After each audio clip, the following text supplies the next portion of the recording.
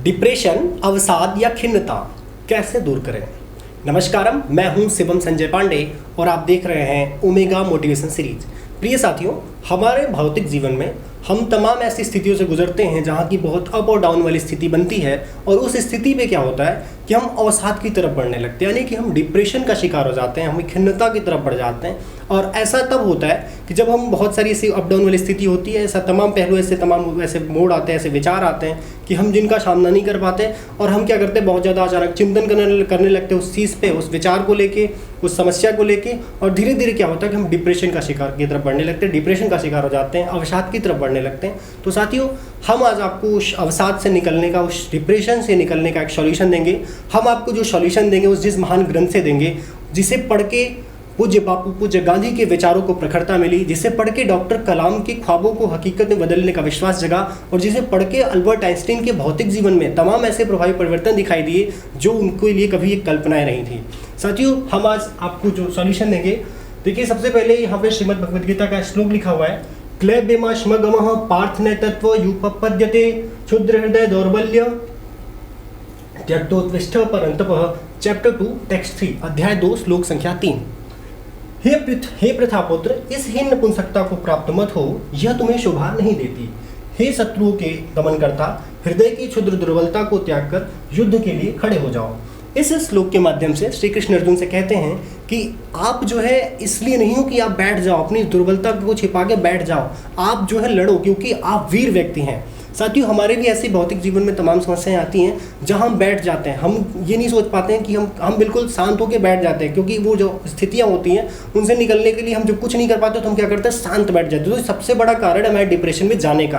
कभी भी शांत मत बैठें, अकेले मत बैठें। आप समझें कि आप वीर व्यक्ति हैं और आप यहाँ आए हैं, अगर ये जीवन आपको मिला है, मानव का जीवन मिला है, तो यहाँ संघर्ष करना पड़ेगा, यहाँ हर जगह युद्ध है, हर जगह आपको क्रांति करनी पड़ेगी। तो इसलिए क्या करें, कुछ भी हो, कितनी भी विकट स्थितियां बने, अपने आप को मजबूत बनाए रखें, हमेशा अपने आप को तैयार रखने कि आपके अगले कदम पे युद्ध होने वाला है। इसका मतलब कि हर जगह चैलेंज है, उस चैलेंज को से निकलने के लिए अपने आप को हमेशा प्रिपेयर रखें, तैयार रखें। कभी भी इस तरह अकेले मत बैठ जाएं कि बहुत चिंतन करने लगे कि समस्या आ गई है, कि समस्याएं सबके जीवन में आती हैं, पर खाली न बैठें, इस तरह से न बैठें, हमेशा लड़ने के लिए तैयार रहें। अगले श्लोक में देखिए लिखा है, मात्रा स्पर्शास्तु कौन्तेय शीतोष्ण सुख दुख खदा आगाम पाप हीनो नित्यस्ता स्थिति छश्व भारत। चैप्टर 2 टेक्स्ट 14 अध्याय 2 श्लोक संख्या 14।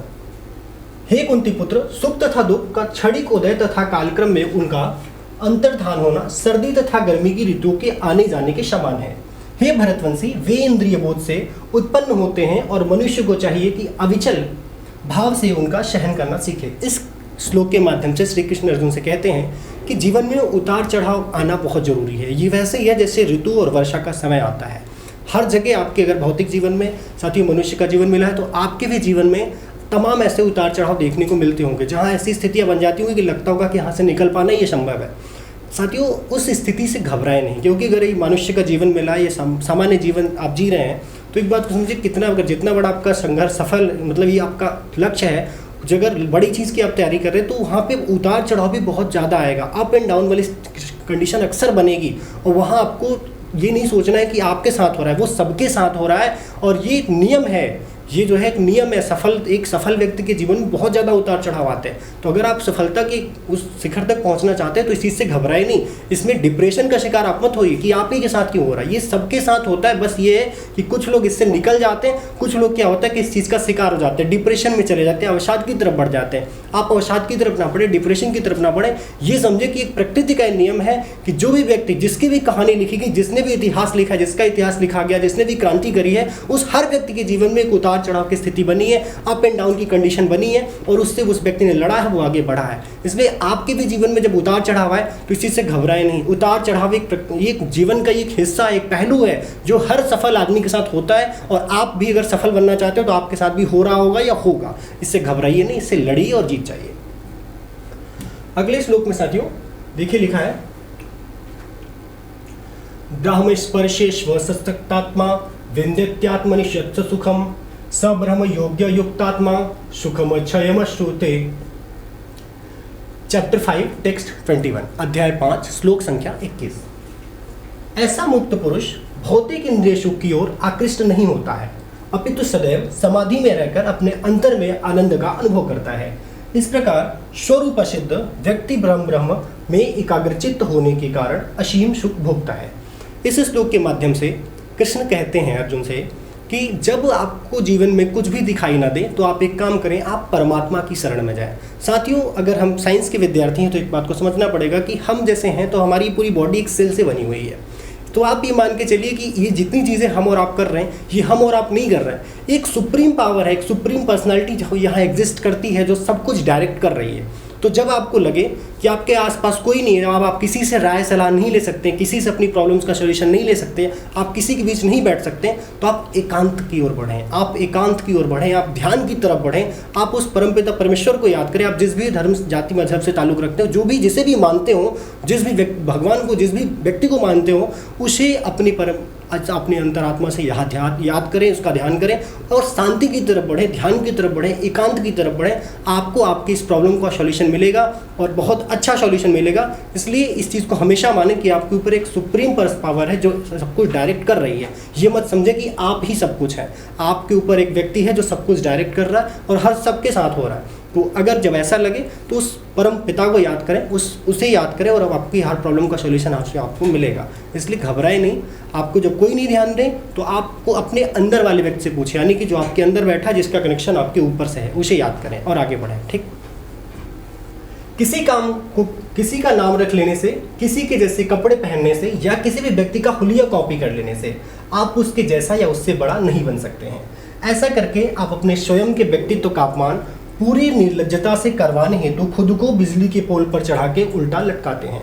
इस लाइन का मतलब ये है, किसी के जैसे कपड़े पहनने से, किसी के जैसे हुलिया कॉपी कर लेने से आप उसके जैसा या उससे महान नहीं बनते हैं। साथियों, हमने डिप्रेशन के सॉल्यूशन तो बताए, हाँ, लेकिन डिप्रेशन का रीज़न क्या है, आखिर किस वजह से आप डिप्रेशन का शिकार होते हैं, ये बड़ा पहलू है, ये एक बड़ा मुद्दा है। तो साथियों, आपको जो डिप्रेशन होता है, आपने अक्सर इस चीज़ को, अगर आपने इसको ध्यान दिया होगा, नोट करा होगा, तो जब भी कभी आप अवसाद की तरफ बढ़े होंगे, खिन्नता की तरफ बढ़े होंगे, जब भी आप कभी डिप्रेशन का शिकार हुए होंगे, तो इसका एकमात्र कारण है कि आप किसी का हुलिया कॉपी कर लेना चाहते हैं, आप किसी का रहन सहन कॉपी करना चाहते हैं, आप किसी का पहनावा कॉपी कर लेते हैं, किसी के बोलने चालने का तरीका कॉपी कर लेते हैं, कुछ भी आप क्या करते हैं कॉपी। मान लो किसी ने अच्छा फ़ोन खरीदा है, किसी ने अच्छी गाड़ी खरीदी, तो आप उस चीज़ कॉपी पेस्ट के कारण आप क्या करते हैं, अवसाद की तरफ बढ़ते हैं। आज के टाइम में 70% चीज़ें कॉपी पेस्ट की तरफ बढ़ रही हैं, यानी कि दिखावे की तरफ बढ़ रही हैं। अगला कर रहा है इसलिए हम भी कर रहे हैं, उसकी ज़रूरत है, शायद हमारी कोई ज़रूरत ही ना हो, और इसी वजह से हम डिप्रेशन का शिकार हो रहा है। जो चीज़ की हमें आवश्यकता नहीं, उस चीज़ को भी हम खरीद ले रहे हैं क्योंकि अगले ने खरीद रखी है। जो चीज़ की हमें आवश्यकता ही नहीं, जिसका प्रयोग ही नहीं पता है हमें, वो भी हम अपने पास रख ले रहे हैं क्योंकि अगले के पास है। तो इस चीज़ की तरफ मत बढ़ें, क्योंकि ऐसा करके आप अपना पूरी निर्लज्जता के साथ अपमान करवाने के लिए खुद को बिजली के पोल पे चढ़ा के उल्टा लटका देते हैं। इसलिए किसी का हुलिया कॉपी नहीं करें, किसी के कुछ भी ऐसा कॉपी, किसी का रहन सहन कॉपी ना करें, क्योंकि ये कॉपी पेस्ट का जो ज़माना है यही आपको क्या करता है, डिप्रेशन की तरफ बढ़ाता है। आप यूनिक व्यक्ति हैं, आपके बहुत सारे यूनिक फीचर हैं, उन यूनिक फीचर को पहचानें अपनी इनर इंजीनियरिंग से, और जो आपके अंदर है उसे बाहर लाएं। किसी को कॉपी करके थोड़ी मिलेगा, कॉपी करने से कुछ नहीं होगा। इसी देश से गांधी निकले, इसी से कलाम निकले, इसी से विवेकानंद निकले, तो उन्होंने किसी को कॉपी नहीं किया। अगर वो कॉपी करते तो इस देश से गांधी ना निकल पाते, कलाम ना निकल पाते, विवेकानंद ना निकल पाते। इसलिए अपने आप को पहचानें और जो आपके अंदर उस विचार पुंज को बाहर निकालें, आगे बढ़ें। इस तरह से किसी का हुलिया कॉपी नहीं करें, किसी के विचारों को कॉपी नहीं करें, किसी को मतलब बुरे विचारों को ज़्यादा कॉपी ना करें। आप अच्छे विचारों को कॉपी कर दें तो महान बन जाए, अच्छे विचारों को आप कॉपी नहीं करते, आप सिर्फ बुरे विचारों को कॉपी करते हैं। इसलिए बुरे विचारों को कॉपी करना बंद कर दें और तमाम जो जीवन शैली में आपकी जो समस्याएँ हैं उसे दूसरों की आवश्यकता है, वो उसे अपने ऊपर हावी ना डालें। जो शायद दूसरे की आपको शौक लगती है लेकिन उसकी आवश्यकताएं हों। इसलिए इन सब से बाहर निकलें और खूब अच्छे से पढ़ाई लिखाई करें, जो भी आपका टारगेट है उस लक्ष्य से अपने आप को जोड़ें और एक दिन निसंदेह आपको ये सब जब संघर्षों से आप जूझते रहेंगे और आप डिप्रेशन में नहीं जाएंगे, आप समस्याओं से नहीं घिरेंगे, तो ये जब डाउन वाली स्थिति आपको एक दिन सफलता से आपके जोड़ देगी, आपको आपके लक्ष्य से जोड़ देगी। इसलिए तैयारी करें, अच्छे से पढ़ाई लिखाई करें और प्रयास करें कि डिप्रेशन का आप शिकार ही ना हो, डिप्रेशन की तरफ आप बढ़े ही ना। जब ऐसा लगे तो इस बात को ध्यान रखें कि इस डिप्रेशन में आने का सबसे बड़ा कारण है कि आप कॉपी पेस्ट पे जी रहे हैं। कॉपी पेस्ट बंद कर दीजिए। Thank you.